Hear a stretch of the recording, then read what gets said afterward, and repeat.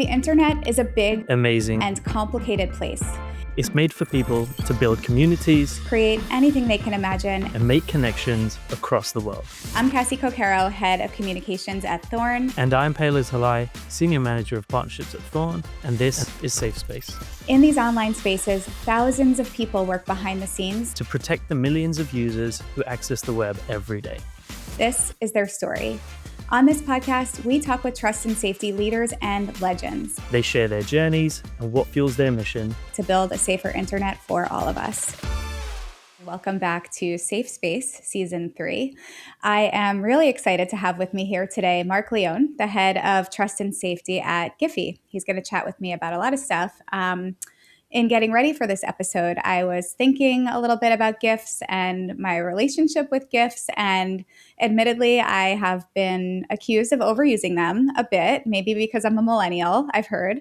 But you know what? Sometimes you just can't find the words for something, and you need an expression instead. You need like Jennifer Lawrence crying while eating hot wings, or Homer Simpson backing up awkwardly into bushes. So, I don't see anything too wrong with using them using them more, and I don't think I'm going to be using them less anytime soon. So I don't know what Marc's relationship with GIFs is, but I do know that he has spent 14 years in trust and safety, protecting online communities. And now as the head of trust and safety at Giphy, he is responsible for keeping one of the internet's most used visual communications platforms safe. His 14 years in trust and safety means he has watched the field evolve from its early days, and he's built child safety programs at scale. Giphy is a super interesting platform for trust and safety work, visual content, massive scale, integrated everywhere across the web. So I am really excited to dig in with him about that. So welcome, Marc. Thank you so much for joining us. Yeah, thank you for having me. And I love GIFs. It should go without saying. Absolutely love them. Of course, no shade to GIFs. I mean, we all love them, let's be honest.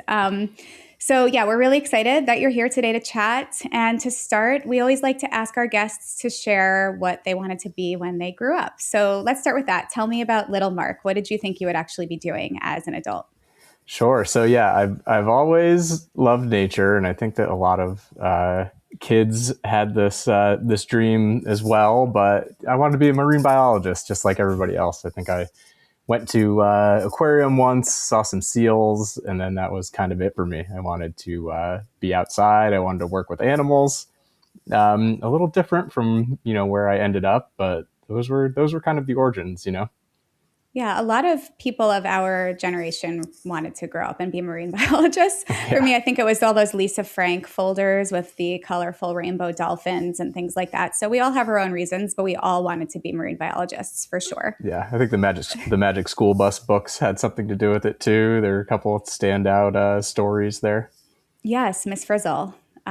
Yeah, definitely. So I know, because I know you from the field, that you didn't originally plan to work in trust and safety. I would say most people did not plan to work in trust and safety since it's a relatively new field, but you've been here for 14 years now. That's a long time in trust and safety years. So I want to talk about that. First of all, do you feel like you've been in the trust and safety world for 14 years? Does it feel that long? Yeah, I guess it does. I mean, time flies, and obviously the pandemic years kind of went by quick too, but it does feel like a long time. It's been pretty much all of my professional career. You've done a lot of great work in that time. So you've seen the field evolve from its very early days, even as a field at all. So let's start from the beginning a little bit. How did you end up in this work? What was sort of this moment where you knew this was going to be for you? Like you alluded to, I ended up doing this work kind of the same way that a lot of people who get into trust and safety did, especially around 2012, just kind of stumbled into it. I started working in tech as a support specialist, answering emails from users. I started proving that I was good at handling, abuse cases. This was kind of before trust and safety became a regular department across the industry. So I worked really closely with the legal team to resolve, these difficult escalations that had to do with platform abuse and legal inquiries. And then, these problems grew. They became more complex. When the company finally created a distinct trust and safety team, I was one of the founding members, and I've been in TNS ever since. That is so interesting. And I would imagine it is just so different now than it was when you started. So, I mean, there are probably countless ways it's different, but what's most notable to you about how it's different now? Everything was so new 14 years ago. Almost every day we saw something that was brand new that we'd never heard of before. We were making a lot of policies that were very specific. And I think that we've learned, a lot from experience over the years, figuring out how to make general rules that apply to many different situations instead of just detailed policies for like very specific abuse types. The change from reactive to proactive has also been pretty extraordinary. Like we went from moderating maybe only content that was reported by users on the platform to today where everything that gets uploaded kind of goes through some form of programmatic moderation. Like the hash libraries that exist are so much more extensive. Tools like Safer exist, and there's just a lot more accessibility to tool support. So I think that's kind of the main takeaway. So we've talked about your 14 years, and what do you see in the future? Like, where do you see trust and safety going now that you have all this perspective behind you? Yeah, I mean, I don't think that I see it changing too much when it comes to the sort of volume of problems and the challenges that we face. I think that there's a lot more support nowadays. Kind of what I hope for is that all of these big technological advances that we have made or that the industry has made can solve some of these difficult problems that we've been dealing with for years. And, child exploitation kind of being the top of the list. The things that we're seeing now, like being able to generate, so much for the sake of entertainment, being productive at work, creativity tools, it's really mind blowing. And I know that there are a lot of companies out there that are harnessing the power of AI to improve safeguards and help identify harmful content that can cause real world problems. So I guess my hope for where I see it going is that those efforts continue and there's a real breakthrough that has a gigantic positive impact, opposed to the opposite where, bigger, more horrendous issues emerge. Yeah, for sure. So thinking about where you've been and the work you're doing now, you've built your career across a couple of different platforms. I know you started at Meetup and now you're at Giphy. Can you talk a little bit about how trust and safety is different on a visual platform like Giphy compared to other spaces, whether that's Meetup or what you know from the ecosystem? What's unique about keeping visual content like this safe? Every platform deals with context, and it's kind of always the hardest thing to navigate. There are platforms that are out there that have a lot of context available to people or to machines who are viewing potentially harmful content. On platforms where there's only one content type and no text fields, no comments, etc., it's difficult to kind of understand the context of that file upload, and it can be really hard to anticipate how that content can be used and in what in that position, you sometimes have to think of like the worst case scenario and what the impact of the worst case scenario might be. And then you have to frame your decision around that. So, I'll give an example, like, and pretty relatively straightforward, but, content featuring a tragedy, like a terror attack with a video of like a building smoking or whatever, that could be used, in like a history presentation at a school by an individual speaking out about the horrors of terrorism. And that's kind of the best case scenario. And then the worst case could be somebody, celebrating or glorifying that violence. And so then the decision kind of needs to be made, if the worst case scenario is so awful that it outweighs the benefits of, whatever else it could be used for. Maybe that subject just isn't the best for GIFs, which are supposed to be expressive, conversational, fun. Maybe, content that is living in that subject area should, is better to be explored in other places where there's enough context to clarify, kind of the intent of the content and where it can't really be, usurped for the worst case scenario. That's kind of a, I guess, simple example. There are situations where things are so common that a blanket removal isn't practical and is, way too heavy-handed. So in those cases, we really need to use the clues that are available to us to provide more context, to closely monitor the use cases and determine what the majority use case is, and then use that to make a decision.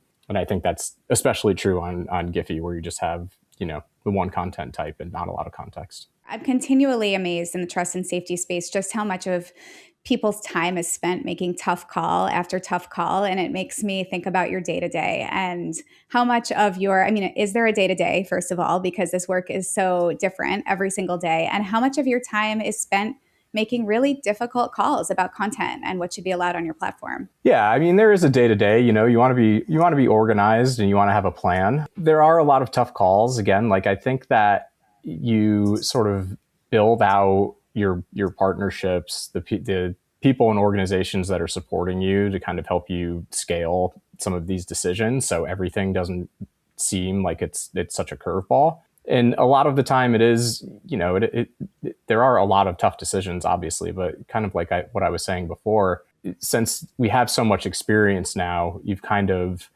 learned how to make decisions that, or at least policies that extend more generally across the board. And you can apply those policies to different, situations that pop up. Planning is a big part of it. And when you're doing a really good job and trying to get ahead of things, then it doesn't seem so dramatic and drastic every time. For sure. And I know the proactive work is a huge part of it.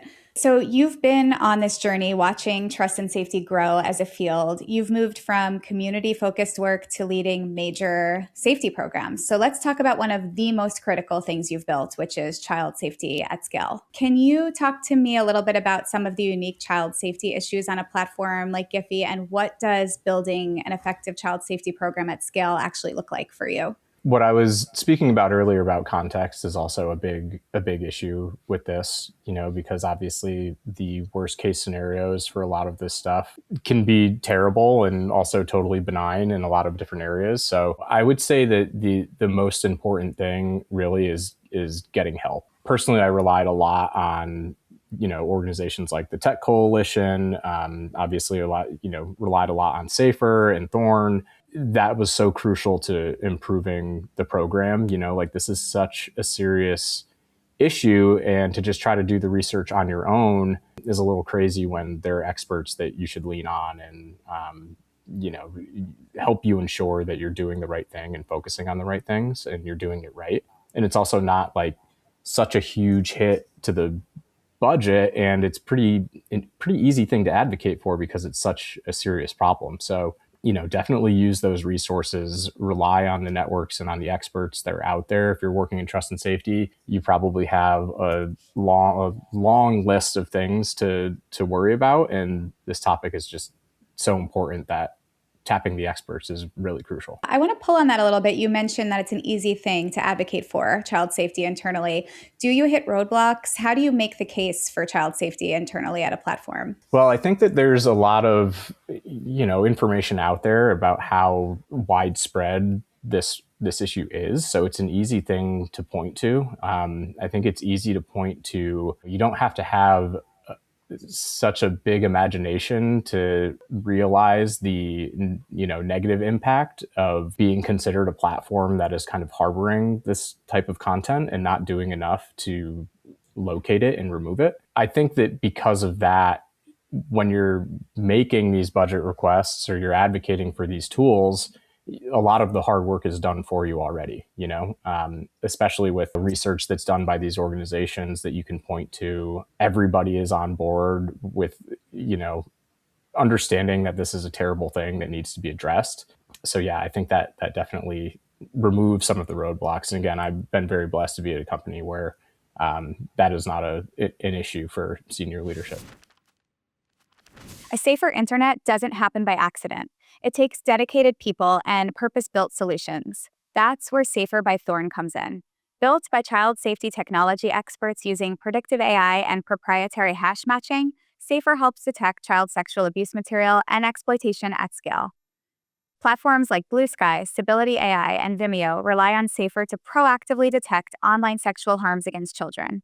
Want to learn how you can put Safer to work on your platform? Visit safer.io.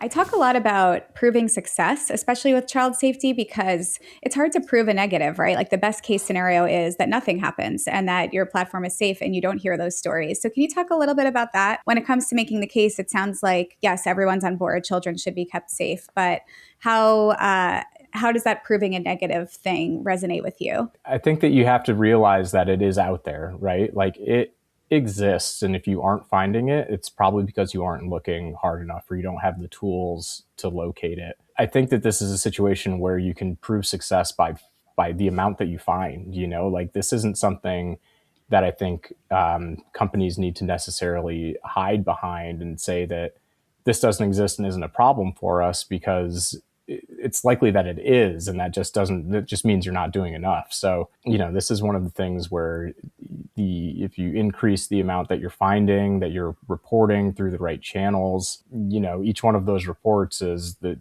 potential to do something that has a huge positive impact. So I definitely believe it's one of those things not to sort of to address head on, to acknowledge that it is a problem and that it requires resources to fix it. Yeah. What are some of the more difficult pieces though? So, maybe you can make the case internally, maybe everybody's sort of on board with child safety matters and we need to address this. But what do you find to be some of the challenges about scaling child safety? The most difficult thing is being exposed to the content, I would say. There's a certain amount of care needs to go into reviewing this content, and when you're reporting it to the right authorities, you need to be sure that you're not sending false positives. So a lot of times outside of exact hash matching, you have to actually view the content, and that's even true when you've scaled the whole operation. It still requires that human touch, and it goes without saying that it is rough to be exposed to that. So that's definitely the most difficult part. Yeah, that is extremely hard, knowing that you have to have that kind of exposure to such a tough and difficult issue. And I think it brings even more into focus the need to prioritize wellness for yourself personally, for your team, and at the company in general, right? Speaking of roadblocks and things that are difficult, I know from our conversations that you're focused on compliance with new international legislation. How has this current regulatory landscape changed the way that you are approaching safety work right now? Does it make it harder, better, both? Maybe a little bit of both, but it's harder because it is complex work to go through. But I think the benefit is great. Again, when it comes to advocating for tools that you need or partnerships with different organizations, it's just another thing that you can point to that is something that needs to be addressed and can be easily tied into the success of the company by saying that these are things that we need to comply with. So legislation that requires review of content and actually looking for this stuff and making sure that it doesn't exist and reporting it, I think is actually helpful in the long run because, again, it gives you more ammunition to advocate for these things. Yeah, I would imagine it's really hard. There are a lot of day-to-day challenges in this role in general. We talked a little bit about this, but what does success look like for you when it comes to child safety? How do you know you're making a difference? It is just having the process in place, right? It's having the tools to be able to identify the content. It's the amount of content that you are identifying, the amount of content that you are sending. It's the amount of investigations that are open because of the reports that you've sent, which is a pretty rewarding part of the job. I think that a lot of the success is just getting the program off the ground, having these things in place and knowing that you're doing the right thing to try to locate it, and then you can get into the metrics of how much you're finding and the impact of what you're reporting and all of that. You make a lot of great points, and I want to shift to something that is really important in trust and safety, something I know you and I have talked a lot about in the past, which is wellness. And I'd love to just first talk a little bit about wellness in trust and safety in general. What advice would you give to somebody earlier in their trust and safety career about protecting their well-being in a space when you have to make a lot of tough calls and sometimes see a lot of tough content? What do you wish you had known 14 years ago about that coming into this field? The job is very stressful, right? You don't have a lot of friends in TNS, and maybe I shouldn't say that because the support network is actually pretty strong, but you're typically giving people news they don't want to hear, so it can be a harsh environment. And I think this goes without saying, and it might be cliche, but you have to take care of yourself, and I think that's the answer to the question. You don't have to take it all on yourself. You can nurture a team that you trust. You can teach them what they need to know. You can work on scaling processes, escalation paths, training people correctly, delegating, not holding on to everything so tightly. And then you can feel more comfortable taking the time that you need for yourself. And, like personally, I really enjoy hiking. Years ago, I would feel really uncomfortable going to a remote place that I'm disconnected from the internet, which is really sad. But that's because I was worried that, some emergency would come along and we wouldn't know what to do. Surrounding yourself with the right people, empowering the people that are around you to be able to take on these tasks, to, trust them to make good decisions, I think is the best way to ultimately take care of yourself. Yes. And I know you lead hiking trips and you are a big outdoors person. So I want to ask you about that. But first, before we move on to that, you personally, how do you know when you need to step away? Do you ever feel those moments, and how do you recognize that? It's tough. It's not a perfect science. I think when I'm really agitated, really annoyed, really stressed out, then I know that I have to take some time. And that probably, you don't always have the luxury to do that. Work in general can be very frustrating at all times. So that's it. That's probably it. Like when you're so out of sorts that your judgment might be a little clouded, that's probably a good time to start thinking about yourself a little bit. So speaking of stepping away and taking some time for yourself, I know you lead hiking trips out of New York City. You said nature helps you recharge. Can you tell us a little bit more about that part of your life and how you got into it? It actually is what I wanted to do full time. And when I was moving to New York, I grew up in Connecticut. That's what I wanted my full-time job to be. And what was available were these hiking guide jobs, not really office jobs, but actually taking people out. And I'd always loved nature. I'd always loved getting out there. So I applied for that job to kind of like get my foot in the door in New York. And I actually did that for about a year before I got a full-time job in the city. So it was, equal parts me wanting to embrace nature, to get outside. And it was also, trying to get to the place I wanted to be geographically. But it was a great job. I mean, I learned so much doing that. Like there's such a great sense of community. You're surrounded by like-minded people who are all trying to do the same thing, usually all have the same goals. And it's also, it teaches you things that apply to trust and safety also. When you're in that position, there are emergencies also. People get hurt, people fall. You have to have some degree, or some, not degree, but you have to have a certain amount of medical training to be able to provide care for people. And when you're dealing with somebody who's hurt far away from a road, then suddenly some of the problems at work don't feel so, intense because you've dealt with something that is, very impactful and has to do with somebody's well-being, and you got out of it. I think I really learned the most doing that hiking job, and it's great that it was able to kind of contribute to mental health and also a little bit to like professional development, how to deal with crises. Yeah, there's so much to be learned there, especially for people with high stress jobs, and taking a moment, getting out there, doing what they love to do. I also wonder if you've ever considered auditioning for Survivor, because it sounds like you'd be really great.